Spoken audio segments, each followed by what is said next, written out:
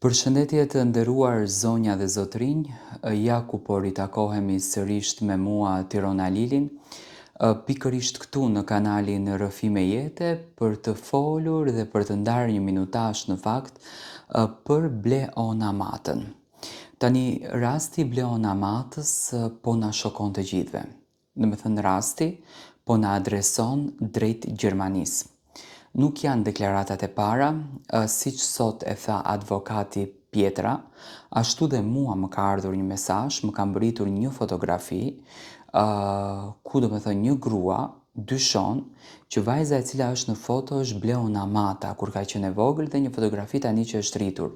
Unë në fakt do t'ja nis mesazh një herë Odetës në Facebookun e saj, qoftë edhe sikur të jetë i rejshëm, le ta verifikojnë domethënë, ndoshta do të jetë një ndihmë, por edhe mua më ka ardhur mesazhi që Bleonamata gjendet në Gjermani. Domethënë siç duket jemi drejt finalizimit të gjës dhe siç duket jemi në hapa të drejtë. Tani një herë do të ndaj me ju se çfarë tha avokati sot në emision dhe më pas domethënë do t'ua sjell, domethënë do t'ua tregoj dhe mua se si më shkruajtën. Sot në një deklaratë të papritur ka tronditur opinionin publik dhe ka rihapur plagë që prej vitesh nuk janë mbyllur. Në zyrën e avokatit Pietra është paraqitur një grua e panjohur, me një rrëfim që ka ngrirë gjakun e avokatit, por edhe të pranishmëve aty. Ajo ka pretenduar se zotëron informacion të rëndësishëm për fatin e Bleonamatës, vajzës së humbur që prej vitesh mbetet një nga misteret më të dhimbshme shqiptare. Sipas burimeve pranë zyrës ligjore, gruaja ka deklaruar se Bleona ndodhet në Gjermani, e gjallë, por larg identitetit të saj të vërtet. Dhe kjo është më se normale që nuk do ta ketë identitetin Bleonamata, se ndoshta mund të jetë shitur në këtë familje. Ajo ka rrëfyer se vajza është rritur në rrethana të paqarta, në një emër tjetër, me sa arrita unë ta kuptoj zotin Pietra, dhe se për vite me radhë e vërteta është mbajtur e fshehur me qëllim. Këto fjalë kanë rënë si një bombë sepse për herë të parë një dëshmi e drejtë për drejtë përmend një vend konkret, Gjermaninë. Në fakt, ky vend nuk është se u shpërmendur hera e parë.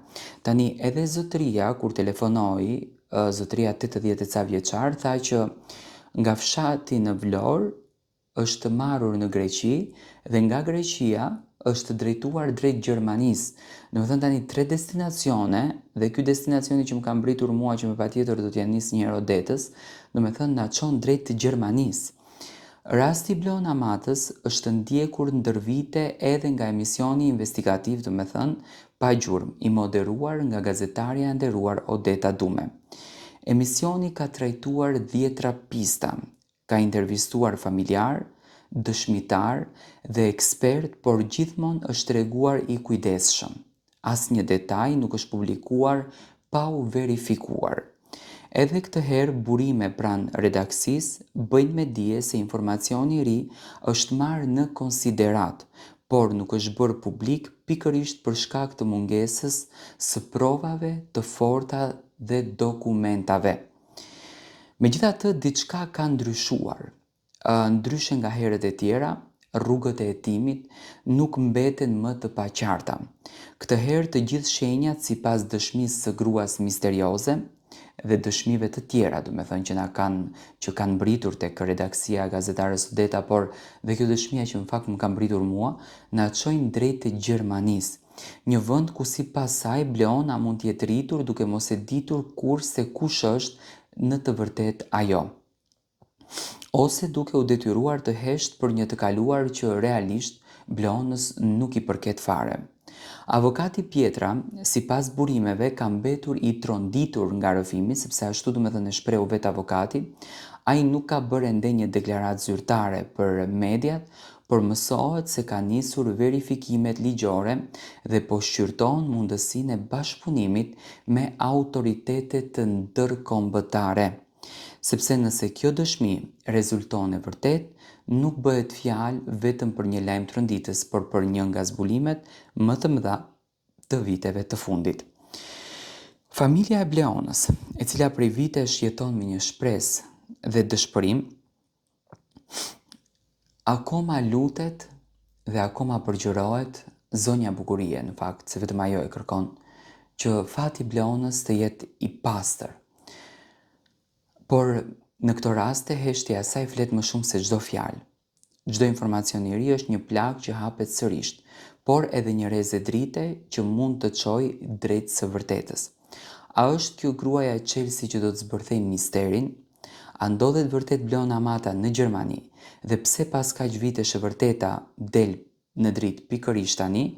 Një gjë është e sigurt, ky rrëfim ka tronditur themelet e një historie që mendonim se ishte mbyllur pa përgjigje.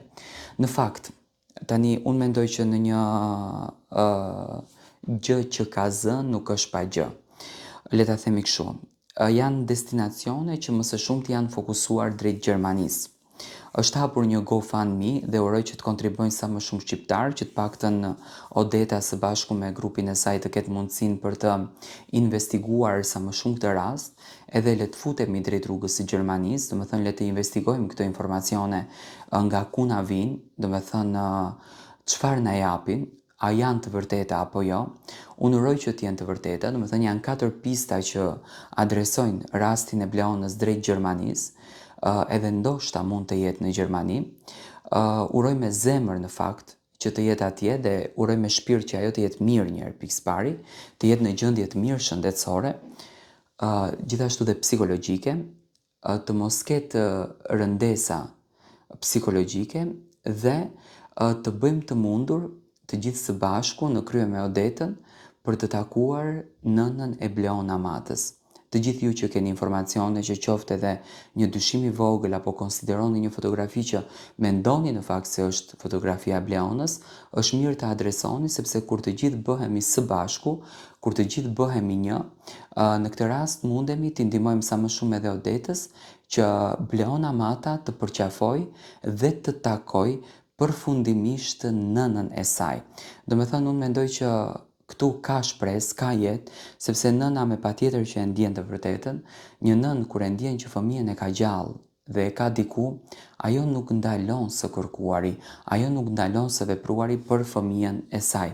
Domethënë, deri më tani, sipas informacioneve edhe të avokatit, sepse një avokat nuk mund të del publikisht edhe të gënjen, na çojnë drejt të Gjermanisë, domethënë destinacioni i fundit që realisht më herët me sa unë e kam ndjekur dhe e di rastin e Bleonës, nuk ka qenë si destinacion Gjermania, kanë qenë vende të tjera, më të afërta si Greqia, Italia, nga që ka shumë shqiptarë të Shqipërisë atje, por gjithsesi domethënë këtë herë siç duket do të ndalojmë me destinacion në Gjermani. Këto janë informacionet më të fundit.